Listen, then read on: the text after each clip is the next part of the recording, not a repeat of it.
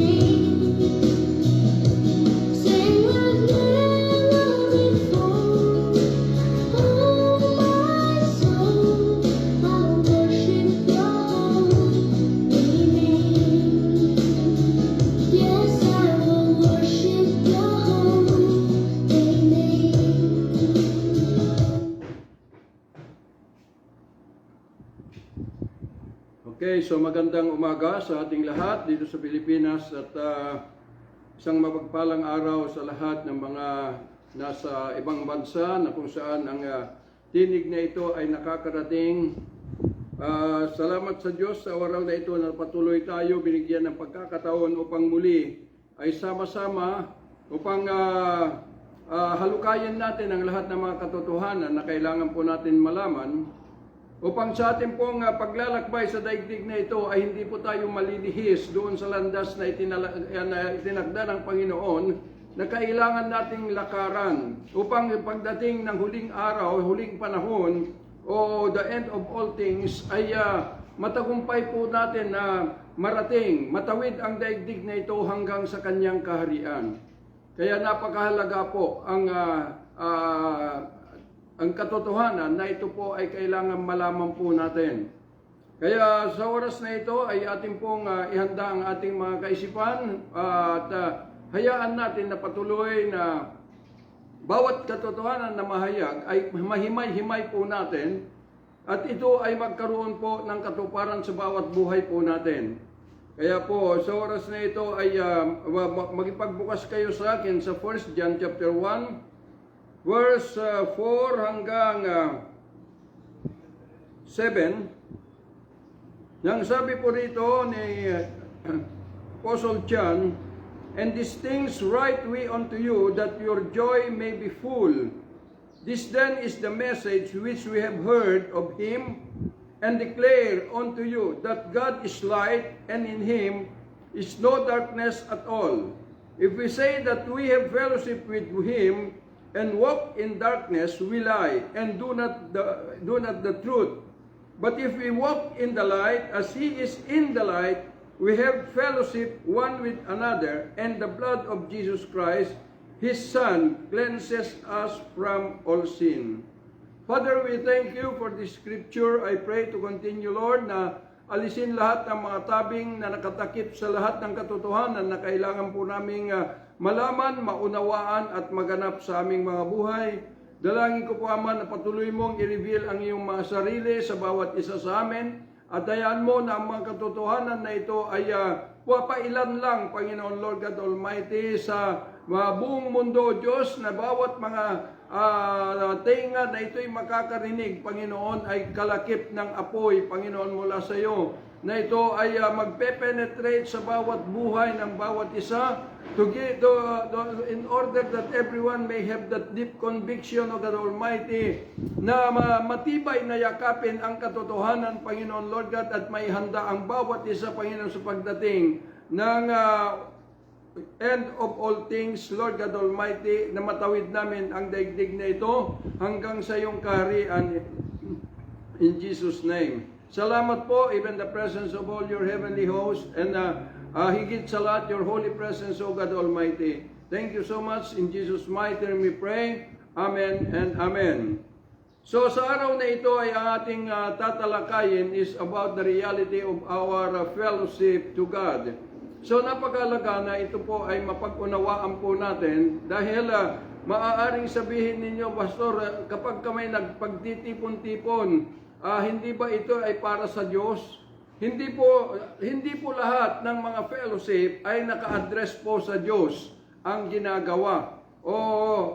Hindi po lahat ng mga fellowship ay nandun po ang presensya ng Panginoon. Dahil meron pong naitakda na ito ay qualified o karapat-dapat sa pagtitipon na magbigay karangalan sa ating buhay na Diyos. Kaya po, kailangan maunawaan natin ano ba ang fellowship to God.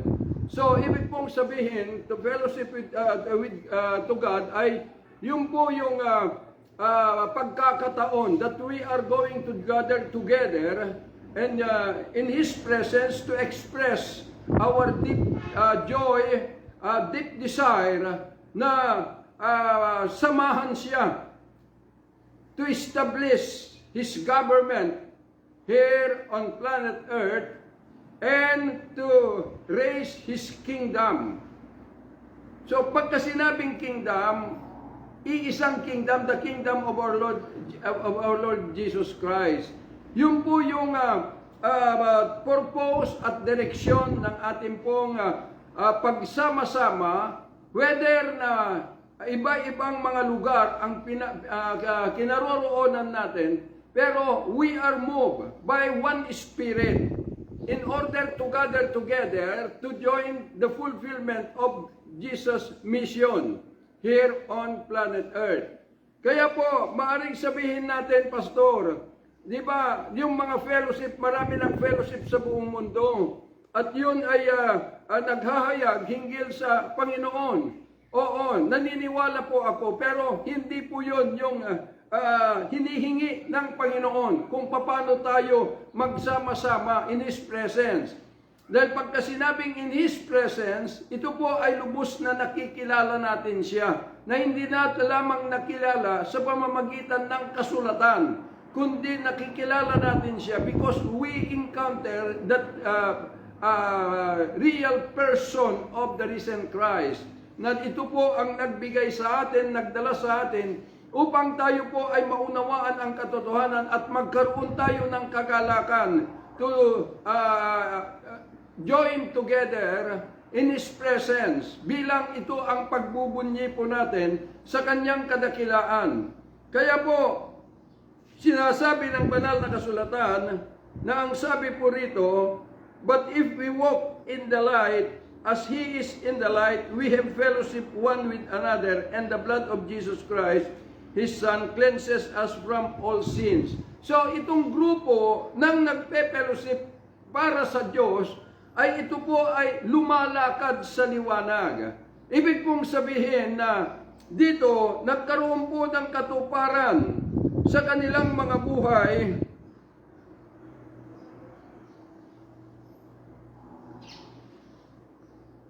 Yung sinasabi ni Paul sa Hebrew, na ang sabi po niya rito, how much more shall the blood of Christ, who through the eternal Spirit offered Himself without spot to God, purge your conscience from that works to serve the living God. So, ito po yung nagkaroon ng kaganapan. A part of the blood of Jesus, na ito ay ang sabi ni Pablo na purge your conscience from that works to serve the living God. So, ibig pong sabihin na yung purge na tinutukoy, ito po yung agad-agad na pagkabura o pagkaalis yung conscience natin mula sa mga patay na gawa. Ibig pong sabihin, yung pong pagmamahal natin, yung pong affection natin na nakagapos sa kahalagahan ng buhay na ito ay agad-agad pong mapawi at mapalitan po ng makalangit na makalangit na damdamin. So, yun po yung purge na tinatawag. So, ibig pong sabihin, ito po yung bunga, mga tao, na ito ay nagkaroon po ng katuparan. Yung sinabi ni Pablo doon sa 2 Corinthians 5:17 that if any man be in Christ, he is a new creature. All things has passed away. Kaya yung all things has passed away, yun po yung dead works na sinasabi ni Paul dito, na mga gawa na ito ay ito ay na-establish ni Satan sa buhay po natin, na dito na nakaangkla ang ating mga pag-iisip, ang ating pong mga kalakasan, pagpaplano. So dito na naibuhos ang ating pong mga yung pagmamahal. So yun po yung death work na tinatawag. Dahil kapag ito ay hindi tayo nakalaya sa mga gawang ito, hindi tayo makapaglingkod sa Diyos. Because as we gather together, we are serving the kingdom of Jesus Christ. Ibig sabihin, tayo po yung nagbubunyi para ang kaharian ng Diyos ay lubos na ma-establish at maibangon sa daigdig na ito. So, yun po yung ibig pong sabihin.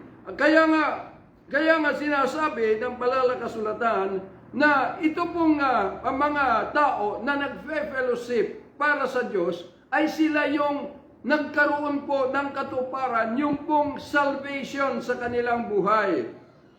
At ulitin ko po, dahil maganda po na maulit-ulit ito dahil upang ito ay hindi lamang manatili sa kaisipan at pandinig, kundi ito ay mapagnasahan natin mangyari sa ating mga buhay. Na yung kaligtasan, yung sinabi sa Romans chapter 10, that with the mouth, confession unto salvation, ibig pong sabihin, ito yung na-declare mo na, naipahayag mo na, ito na yung buo mong pagkatao na ikaw at si Kristo ay iisa na. That is salvation. Confession unto salvation.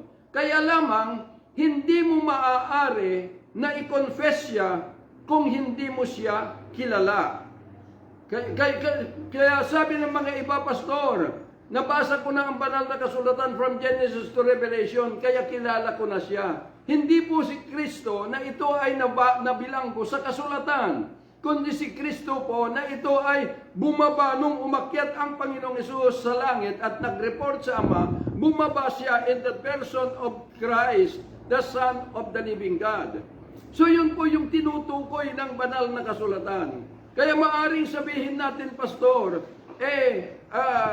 maaari ba na yung mga fellowship ng iba ay hindi sa Diyos?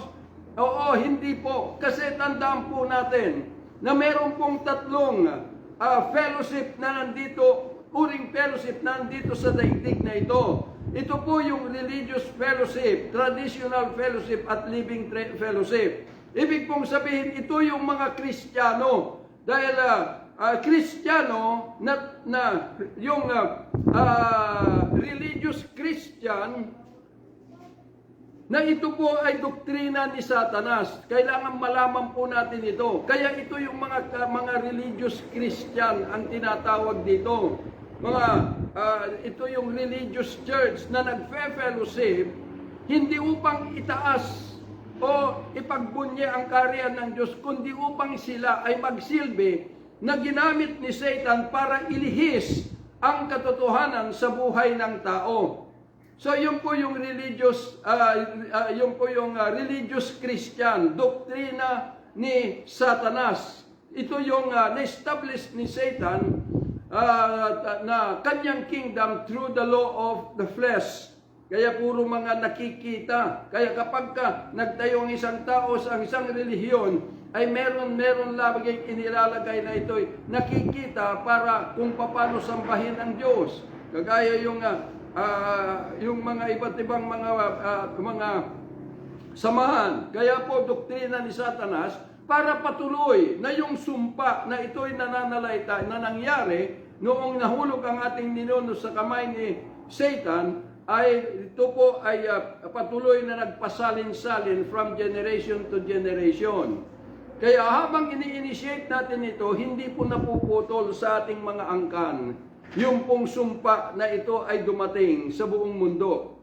Kaya makikita po natin na yung traditional fellowship ay ito po yung doktrina ng tao through the law of the mind, kingdom of men. Ito yung mga ginagawa ng mga matatalinong tao na ang akala nila sa pamamagitan ng karunungan na ito'y unawain kung ano ang kasulatan sa banal na kasulatan, ay akala nila na sumasamba na sila sa Diyos. Pero hindi po, dahil sabi ng banal na kasulatan na itong kanilang pinag-aaralan mula pa sa Genesis hanggang sa crucifixion ni Kristo, it is the righteousness of the law na ito ay bumulag sa mga tao, lalong bumulag sa mga tao. Kaya po, sinabi ng banal na kasulatan na ito ay inabulis sa pamagitan ng banal na dugo ng Panginoong Hesus in the cross of Calvary. Ito ay naabulis. Ibig sabihin, dalawang batas na ito'y umaalipin batas na umalipin sa Hudyo at batas na umalipin sa Hintil. Yung umalipin sa Hudyo, it is the righteousness of the law. Pero sa Hintil, tayo po ay inalipin ng karnal na pag-iisip, karnal na buhay. Kaya sabi doon sa Efesos, na ang sabi ni Pablo, that he abolished in his flesh the enmity and even the law of commandments contained of ordinances. So ibig pong sabihin na yung batas na ito'y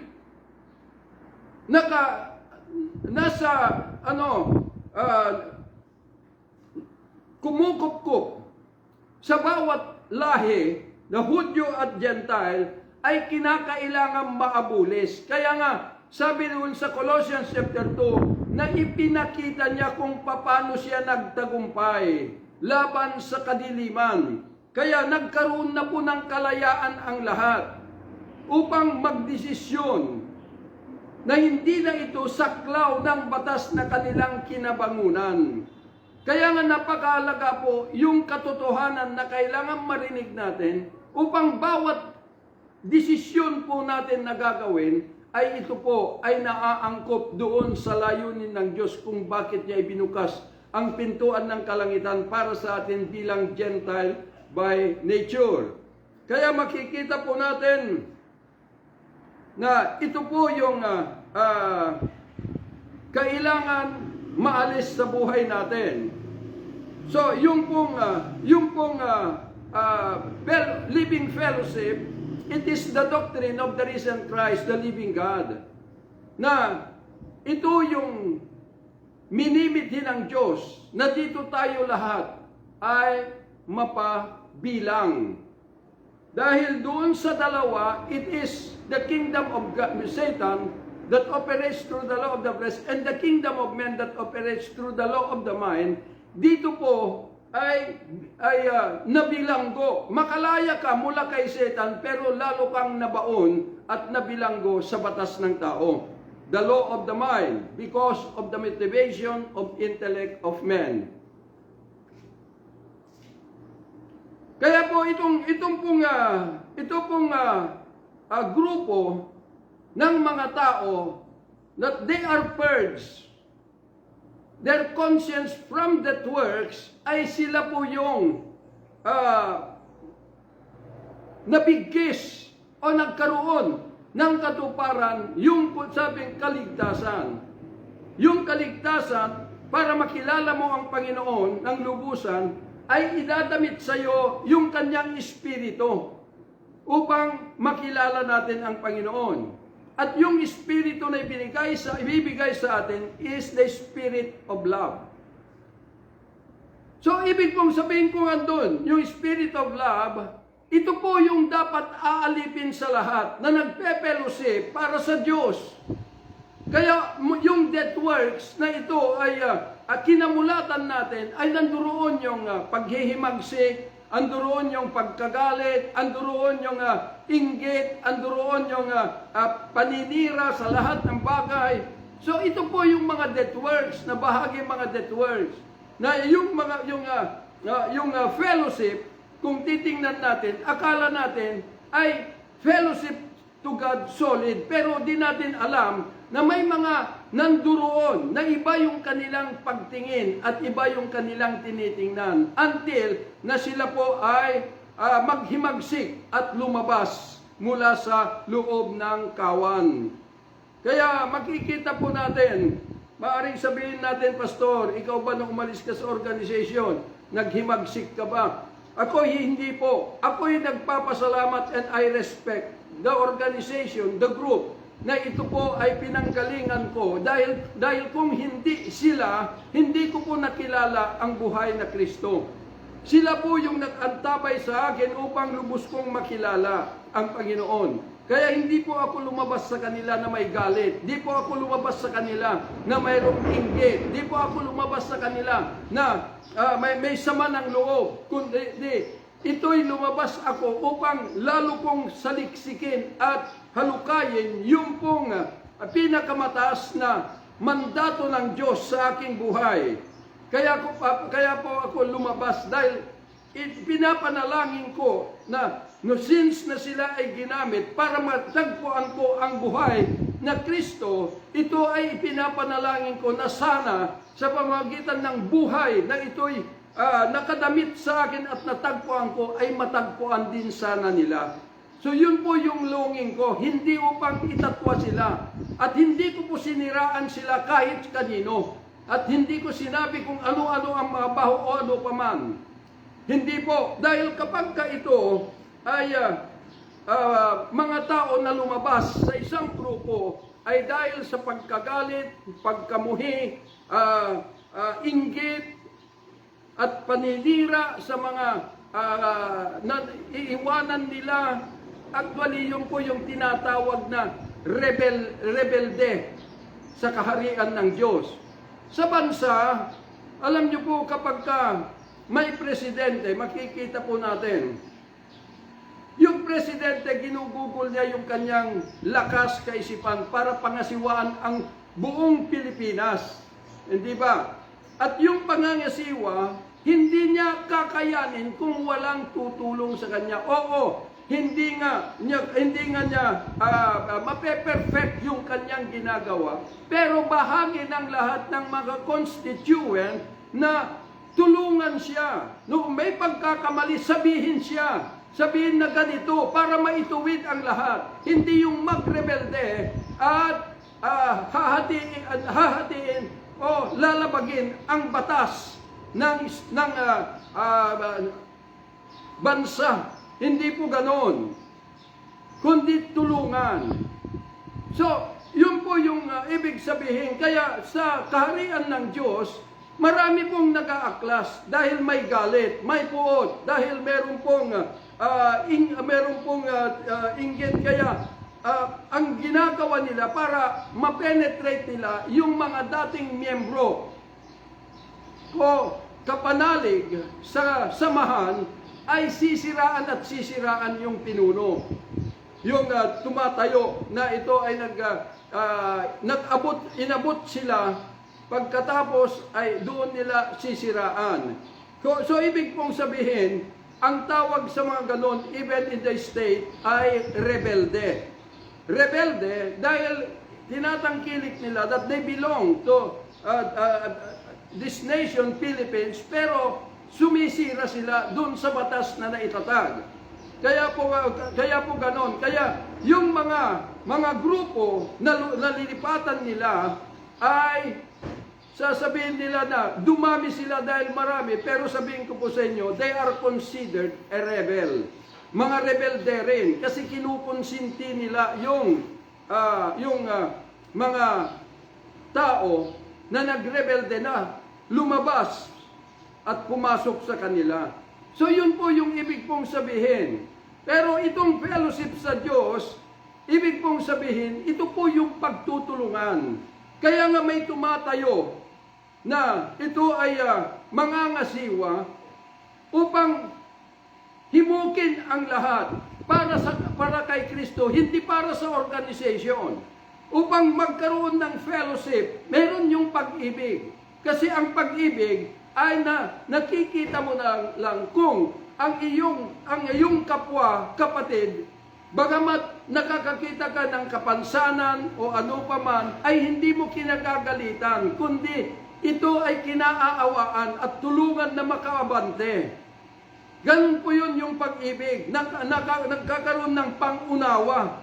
Hindi po kung dumating sa isip ganon, galit ka agad. Kung sasabihin magkakapatid tayo kay Kristo, anong ibig sabihin magkakapatid sa pagkagalit? Hindi ho. Tandaan po ninyo, once na ito ay nawala tayo doon sa tunay na fellowship sa grupo at lumabas tayo at siniraan natin yung gawain na yon, sabihin ko po sa inyo, ang tawag doon ay rebellion. Kaya po, anong uring grupo yung naitatag? Grupo ng mga pagkagalit, grupo ng mga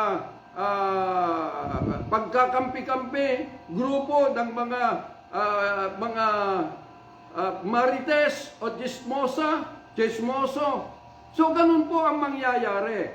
Kaya po pagka sinabi mong Panginoong Hesus ang pinaglilingkuran natin, ibig sabihin kung ano yung iyong tinatayuan doon, ganun ninyo isinasalarawan ang katauhan ng buhay na Diyos. Kaya nasisira ang kaharian ng Diyos na yung layunin kung bakit may fellowship ay upang samahan ang Panginoon to establish His government here on planet Earth at ibangon ang kanyang kaharian laban sa kaharian ni Satan. So, ibig pong sabihin, imbes na tutulong tayo, sinisira natin yung pong layunin na yon. So, yun po yung masama. Kaya po,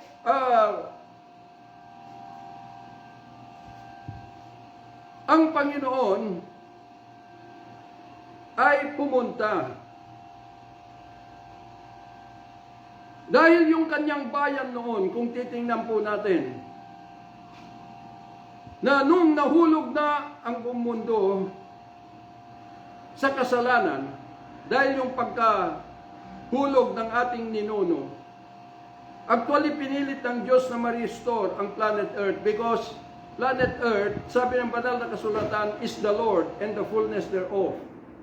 So, ibig pong sabihin na hindi po papayag ang Panginoon na ganun-ganun lamang, na yung nilikha niya na naging demonyo na nahulog mula sa langit ay siya ang maghari at aangkin sa pag-aari ng Diyos. Kaya po, dumating po yung mga dispensation of time hanggang ang Panginoon ay nakakita ng mga great nation during the dispensation of promise. That great nation, ito po yung panahon ni Abraham. Na si Abraham po ay ginamit upang ma-establish ang great nation. Para ito yung pinili ng Diyos na siya yung kanyang bayan. Ito yung tinatawag ngayon na Hudyo o mga Israel. So ito yung na-establish within 430 years. Na pagkatapos na na-establish, sama-sama sila after na ang Diyos ay ibinigay niya yung covenant, everlasting covenant sa kanila. Kaya po, noong sama-sama sila, noong lumabas na sila doon sa Egypt, dito na nag-umpisa yung kanila pong Exodo. Na dito ibinigay ng Diyos kay Moses yung batas na kanilang panuntunan kung paano sila mamumuhay na ito ay taglay ng tatak ng pinili ng Diyos. Kaya nga anduroon yung batas na nagpapayag na sila ay mga bayan ng Diyos na yung dahil sila po yung natural descendants of God. Kaya mula doon, may fellowship sila. Sama-sama sila. It is about 2.4 million Israelitas na lumabas po doon sa Egypt. At habang naglalakbay sila na sama-sama, unti-unti na yung kanilang atensyon ay napupokus sa mundo na ating pong kinagisnan. At unti-unti na dito na po ay bubuo yung kanilang pagnanasa na mapabilang o makamtan yung mga nakikita nila dito sa mundong ito hanggang sila ay lubos na nag-rebelde against the will of God.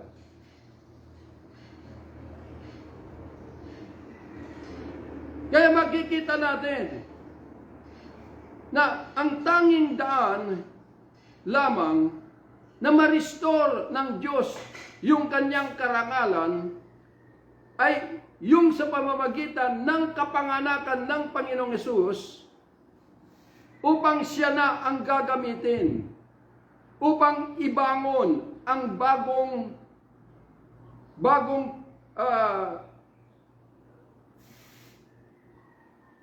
yung bagong nature na kaharian, it is a new covenant, ay sa pamamagitan noong pumunta na ang Panginoong Hesus in the cross of Calvary. Na ang sabi rito, na ito ay lilinisan through His blood ng Panginoong Hesus Kristo. Kaya nga sinasabi rito, in order to purge our conscience from dead works. So, ibig pong sabihin, kung dati-dati na tayo po ay magalitin, dati na tayo po ay makikita natin ang mga kamalian ng iba, dati-dati ay tayo po ay mapagpuna, imainggitin, nanduroon yung panghuhusga. Pagka sinabing purge your conscience from that words, ibig sabihin, agad-agad ito'y nabubura at napapalitan ng pag-ibig. Dahil yun po yung batas that Jesus Christ nung napunta in the cross of Calvary, ay ito ang layunin upang siya ay pagbaba niya in the person of Christ ay makapag-indwell sa ating mortal na katawan at maidamit niya sa atin ang espiritu ng galing sa Kanya na ito ay espiritu ng pag-ibig. Na kapag ka ito ay natanggap mo, dati magaliting ka, pero pagdapo sa iyo, the spirit of love, then mawawala na sa iyo ito. Pero kung hindi mo pa natanggap at yung nakilala mo lang na Kristo ay hanggang doon sa kasulatan, madali kang magbago, madali kang umatras, madali kang maghusga, madali kang manira ng buhay ng tao. Tandaan po natin, ang layunin ng Diyos, kaya po pumunta sa daigdig na ito, ang sabi sa 2 Corinthians chapter 5 verse 19 to 20, to reconcile the whole world unto Himself through Christ. Pagka sinabing reconcile, ibig sabihin, magkakaroon po ng tunay na fellowship ng bawat isa na wala pong pagitan na sama ng loob. Kung meron mang nakikita na kamalian yung isang tao, tinutulungan ito. Hindi kinukutya, hindi ipinapangalandakan yung kanya pong nakita. Dahil maliwanag po yung sabi ng Panginoon na kung hindi ka marunong magpatawad, sabi niya, hindi ka rin patatawarin ng Ama. Kaya tinanong siya, ilang beses ba kailangan patawarin ng isang tao? Sabi niya, kung lumapit sa iyo, patawarin mo. Kung 7 beses na lumapit sa iyo, patawarin mo. Sabi niya ng Panginoon. So, ibig sabihin, sabi niya, ang pagpapatawad ay 7 times 77. Walang hanggan. Bakit? Kasi ang kapag kagalit at pagkamuhi, ito po ay batas ni Satan. Na kapag ginagamit ang pangalan ng Panginoong Hesus na ito yung nasa loob ng isang grupo, ibig sabihin, hindi sa Diyos nagpe-fellowship, but it is the fellowship of darkness.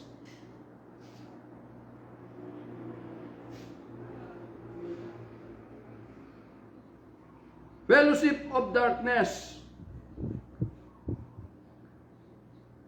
Kaya nga sinabi po ni Apostle Pablo, let no man deceive you with vain words. Huwag kayong palilinlang sa mga walang halagang salita. For because of these things cometh the wrath of God upon the children of disobedience.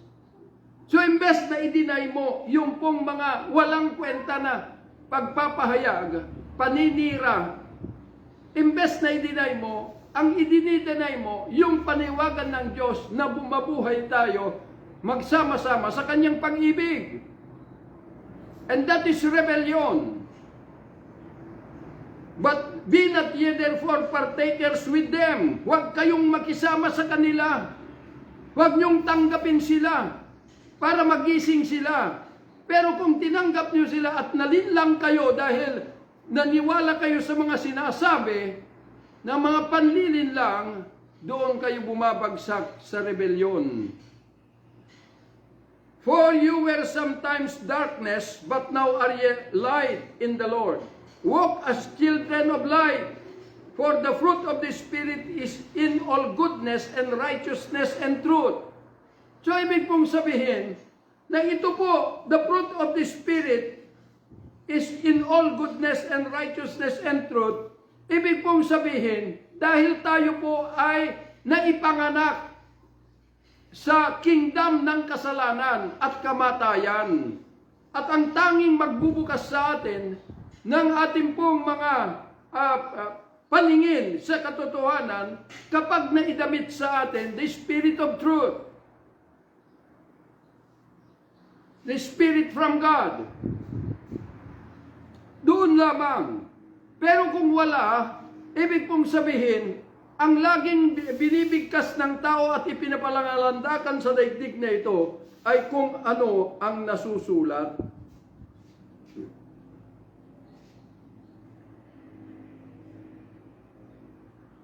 Yung nasusulat na nabasa nilang Christ, yun po yung ipinangangalandakan. Kaya nga, yung mga pangako ng Diyos sa Israel, inuulit ko, ay laging ipinapangalandakan at itinuturo sa mga kapwa natin mga Hintil. Pero inuulit ko po na ang pangako na yon ay naka-address sa Israel. Dahil sila yung nagtataglay that covenant ng Diyos kay Abraham na everlasting. Sa atin po ay ibinukas ang pintuan ng kalangitan dahil talo na ang ating master na si Satan. We are free indeed, pero kailangan humakbang tayo to enter into the Spirit of God.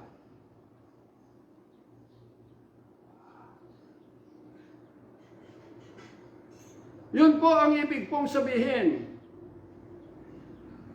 Para magkaroon po ng tunay na fellowship to one another. Kaya sabi po ni Juan, nang sabi niya,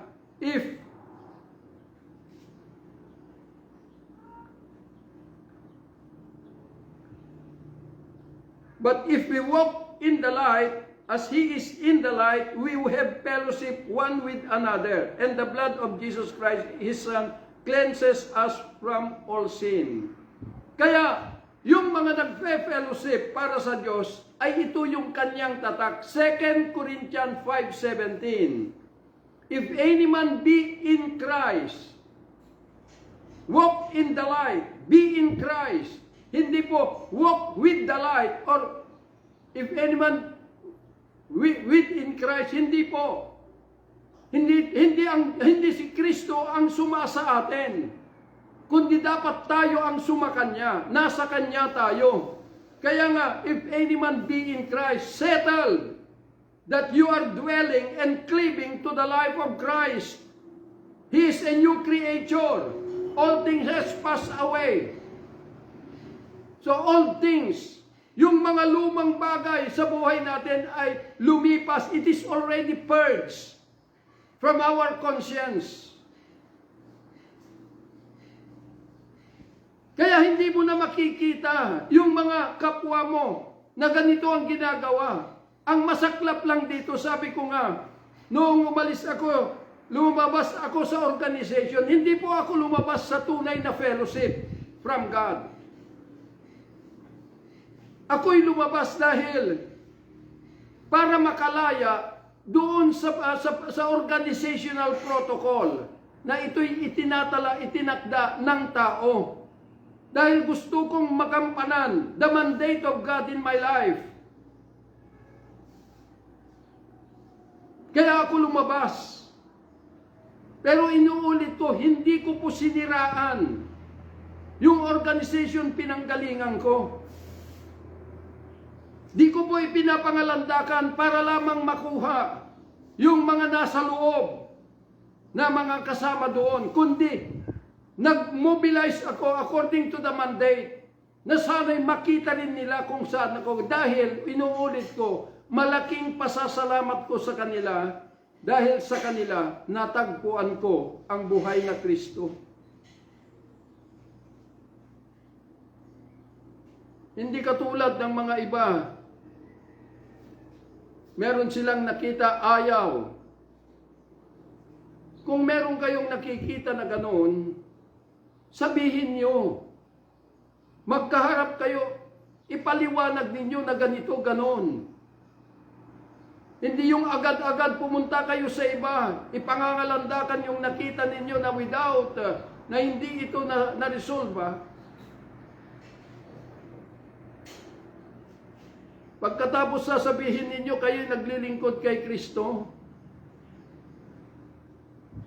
hindi po ganon ang pagkatao ng Diyos. Kaya nga tinagurian tayong aso. Bakit? Si Jesus ang nagsabi na natagurian tayong aso kasi kung ano yung tinalikdan, isinuka, binabalikan. Kasi unawain po natin na yung salitang Lord, na ang sabi natin, Lord Jesus, ibig sabihin, pagka Lord Jesus, kahit na ano yung naiisip mo, kahit na ano yung nararamdaman mo na akala mo tama sa'yo, kailangan, pagka sinabi mong Lord Jesus, siya pa rin yung nasusunod. Dahil ang salitang Lord ay siya yung may saklaw, may control sa lahat ng iyong pag-iisip, sa lahat ng iyong damdamin, sa lahat ng iyong desisyon. Yun po yung katotohanan sa Lord. Dahil sumisingit si Satanas para linlangin ka. Pero huwag na, itiwalag mo na siya, wala na siyang kakayanan. Dahil nabura na, nababulis na yung batas na kumukupkup sa iyo mula sa Kanya. Kaya nga naging aso dahil muli natin binabalikan yung naabulis na bagay. Na ito ay tinalikdan natin. Kaya sabi ng Panginoon, you cannot serve two masters. So gusto mong maglingkod kay Jesus, maglilingkod ka pa kay Satanas.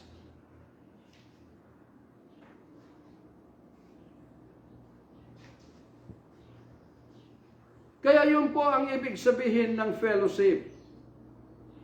Hindi po yung traditional fellowship.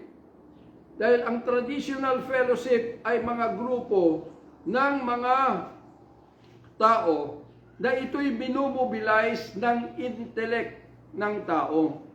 Ibig pong sabihin, sila po yung mataas na may pinag-aralan. Na ang pinakamataas doon ay ordained ng tao. Wala sila doon sa sinasabi ng Panginoon na fivefold ministry gift.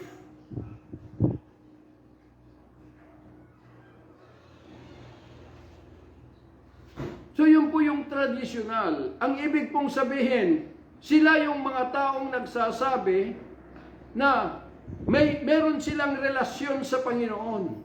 Pero they are walked in darkness. Bakit? Ang darkness, ang sabi ng banal na kasulatan in Romans chapter 9, na ang karnal na pag-iisip ay kaaway ng Diyos. Ang carnality ay ito yung nag-ooperate, kahit na binasa mo ang Biblia, ay inunawa mo, ininterpret mo, at ito yung itinuturo mo. Hindi po ganon.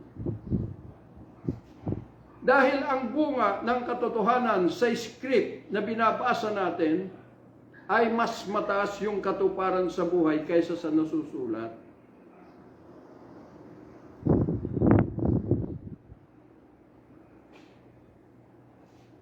Kaya yun po yung traditional.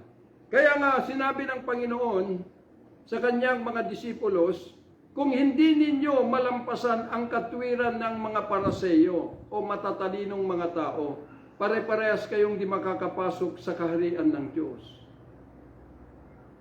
So, ibig pong sabihin kung ang iyong pinapanigan, kung ang iyong sinasamahan ay mga rebeldeng mga Kristiyano, at doon sa impyerno siya pupunta, pati ikaw na sumasama, impyerno rin ang pupuntahan mo. Dahil hindi po ganon kababaw ang karangalan ng Diyos na ating pong itinataas.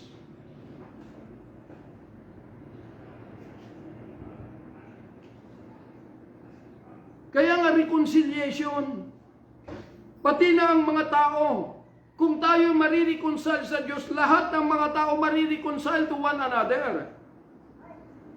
Dahil iisang pag-ibig ang bibigkis sa lahat, iisang espiritu ang magdadala. Kaya yung fellowship ay nagtataglay ng parangal sa Diyos upang yung kanyang kaharian ay sama-sama nating tulungan na maibangon ang kaharian ng Diyos sa mundong ito laban sa kaharian ng demonyo. That is the reality of fellowship.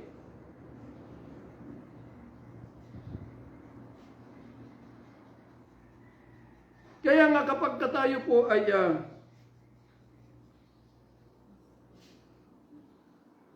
nagkaroon tayo ng transformation into the life of Christ, wala na tayong hinahangad kundi yung magtipon-tipon, magkita-kita.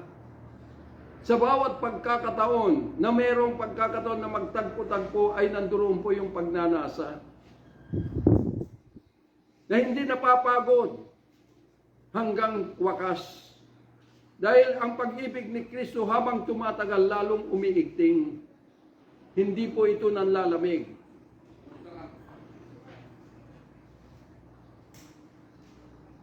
Kaya huwag kayong maniniwala sa mga grupo. Oo, nag-i-initiate sila ng healing. Pero tandaan po ninyo, in healing process of God, there is always a direction. Inner healing, physical healing, may direction po yan. Hindi po physical healing lang, kasama po ang inner healing doon. Upang matagpuan mo ang buhay na Kristo at magkaroon ka ng kagalakan to fellowship with Him.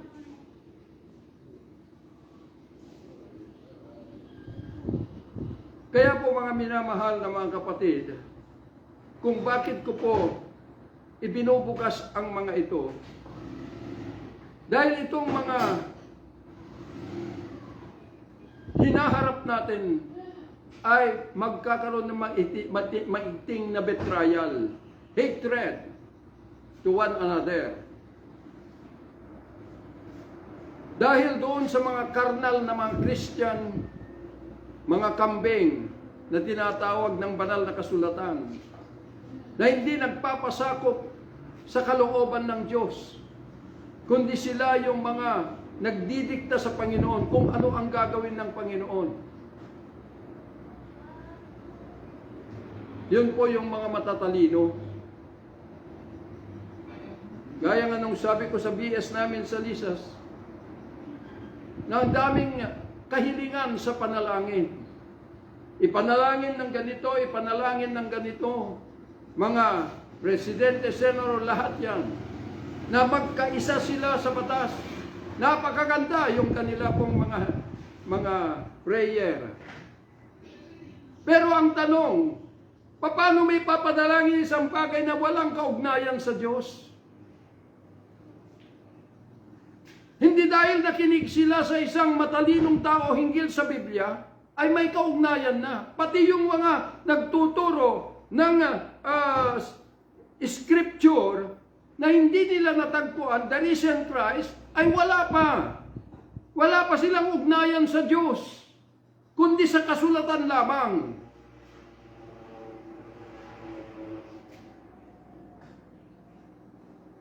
Kaya nga,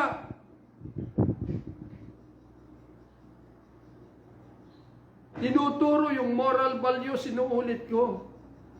Pero sila nga, pastor, sila yung walang moral dahil paninira, sirahin ang pamilya, dahil lamang sa kanilang mga iba-ibang mga organisasyon, nag-aagawan sila. Kaya yung pamilya tuloy, may iba-ibang mga sinasamahan, may iba-ibang mga may mga iba-ibang mga paniniwala na. Kaya imbes na maayos, ma-establish ang isang pamilya sa kaharian ng Diyos, nagkawatak-watak dahil sa kawalan ng kawalan ng delikadesa ang mga papastor na mga rebelde. Kaya nga inuulit ko, kung ang nais ninyong maitaas ang moral ng ating bansa, ang unang makitaan ng moral ay kayo bilang tumatayo bilang pastor. Itinatayo ninyo, sumisira naman kayo. Yun ang hindi po maganda. At hindi po tama yan. Dahil ang sinisira natin ay ang kaharian ng Diyos. At inaalipin natin ang mga tao, hindi po ako galit sa inyo, kundi naaawa ako sa mga taong naniniwala sa inyo. Dahil kung sa impyerno kayo pupunta, pati sila ay pupunta. Kaya kung ayaw niyong tumalima sa panawagan ng Diyos na magkaroon ng tunay na pakikipag-fellowship sa Kanya, sa Kanyang mga kawan, huwag niyo nang idamay ang mga tao. Sana kayo na lang ang pupunta sa impyerno at huwag nang yung mga iba kung ayaw ninyo.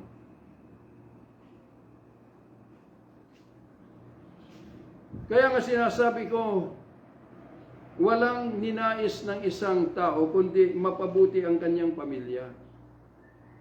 At kung andun na yung tumatayo na mag-aayos, huwag nyo nang singitan.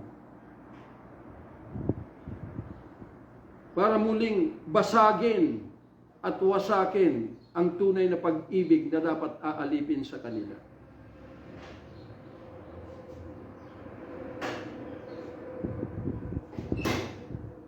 Kaya ang masasabi ko lamang, dalangin ko na lahat tayo ay maliwanagan sa katotohanan na ito.